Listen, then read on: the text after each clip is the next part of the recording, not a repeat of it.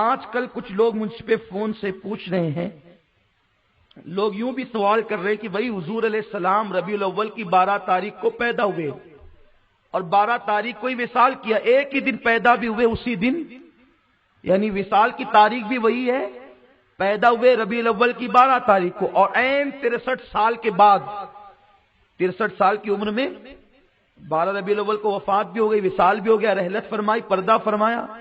ہم حضور کی میلاد کا جشن مناتے ہیں، وفات کا غم کیوں نہیں مناتے؟ میں اس پر بھی حدیث پیش کروں گا، سنو گے؟ اس کو دل میں بساؤ۔ اس پر بھی حدیث ہے ہمارے پاس کہ جس دن ولادت ہو اسی دن وفات بھی ہو، تو وفات نہ مناؤ، ولادت مناؤ۔ اس پہ حدیث ہے، حدیث سیاہ ستہ میں ہے۔ سیاہ ستہ کس کو کہتے ہیں؟ وہ جو 6 کتابیں نا، بخاری، مسلم، ترمذی، ابن ماجہ، ابو داؤد، نسائی، یہ جو کتابیں ہیں ان سے سیاہ ستہ کہتے ہیں۔ اس پر سب لوگ اتفاق کرتے ہیں۔ اس میں حدیث ہے، میرے آقا علیہ السلام نے فرمایا جمعہ عید المومنین ہے۔ آقا نے کیا فرمایا؟ میری بات سمجھ میں آ رہی ہے آپ کی؟ کیا فرمایا؟ جمعہ عید المومنین ہے۔ عید کا دن مطلب خوشی کا دن۔ کون سا دن؟ بولو بھائی، بولو یار، میں کبھی بلواتا نہیں ہوں لیکن آج بول دو نا۔ عید کا دن مطلب خوشی کا دن ہے نا؟ اس پہ متفق کیا؟ بولو ہے کہ نہیں ہے نا؟ عید المومنین ہے، کون سا دن؟ یا رسول اللہ عید المومنین کیوں ہے جمعہ کا دن؟ تو حضور نے 2 باتیں بتائی خاص طور پہ، اور بھی بتائی لیکن خاص کون سی بات؟ 2۔ جمعہ عید المومنین اس لیے ہے کہ اس دن آدم علیہ السلام پیدا ہوئے اور اسی دن ان کی وفات ہوئی۔ اس دن آدم پیدا بھی ہوئے اور اسی دن وفات بھی ہوئی۔ یا رسول اللہ پھر ہم عید کیوں منائیں؟ آدم کی وفات پہ ماتم کیوں نہ کریں؟ اسی دن وفات بھی ہے، اسی دن میلاد بھی ہے، تو آقا کہہ رہے ہیں اس دن عید کا دن مناؤ۔ اب جو ہم سے کہتے ہیں کہ نبی کی پیدائش بھی 12 ربیع الاول کو ہوئی اور وصال بھی 12 ربیع الاول کو ہوا، تو تم وفات کا غم کیوں نہیں کرتے؟ یہ ہم سے نہ پوچھو، یہ رسول اللہ سے پوچھو کہ آپ نے آدم کی وفات کے دن عید کا دن کیوں کہا؟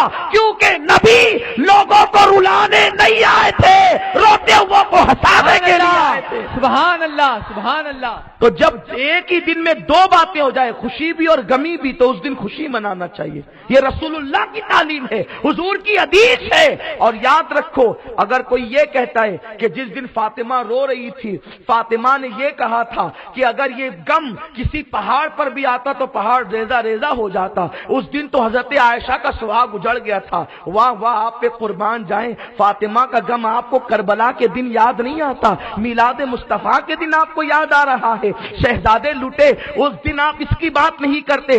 سنو، مجھ سے سنو، میں آپ کو بتاتا ہوں، اس بارگاہ کا غلام ہوں، پورے چیلنج سے کہتا ہوں، نبی کی موت پر فاطمہ نے نہیں رویا، یہ میرا دعویٰ ہے، نہیں رویا۔ سیدہ عائشہ نے نبی کی موت پر نہیں رویا، ابو بکر صدیق نے نبی کی موت پر نہیں رویا، پھر رویا کس پر؟ وہ سب جانتے تھے نبی زندہ ہے، پھر روتے کیوں تھے؟ نبی کے بچھڑ جانے سے روتے تھے، نبی کی موت پر نہیں روتے تھے۔ وہ جانتے تھے انبیاء کو بھی اجل آنی ہے، مگر ایسی کہ فقط آنی ہے، پھر وہی موت کے بعد ان کی حیات مثل ثابت وہی جسمانی ہے۔ ابو داؤد کی حدیث ہے، ان اللہ تعالی حرم علی الارض ان تاکل اجساد الانبیاء فنبی اللہ حی۔ آقا فرماتے ہیں فنبی اللہ حی، نبی زندہ ہے۔ کون کہہ رہا؟ حضور کہہ رہے ہیں، فاطمہ تم کیوں رو رہی ہو؟ کہا بابا سے بچھڑنے کا غم ہے، بابا کی موت کا غم نہیں۔ ابو بکر صدیق تم کیوں رو رہے ہو؟ بچھڑنے کا غم ہے، موت کا غم نہیں ہے، وہ تو زندہ ہے۔ پھر اب ہم کیوں غم منائیں؟ ارے جو ملے تھے وہ بچھڑنے پہ رو رہے تھے، ہم تو ملے ہی نہیں تو بچھڑنے پہ روئیں گے کیسے؟ غم کیسے منائیں گے؟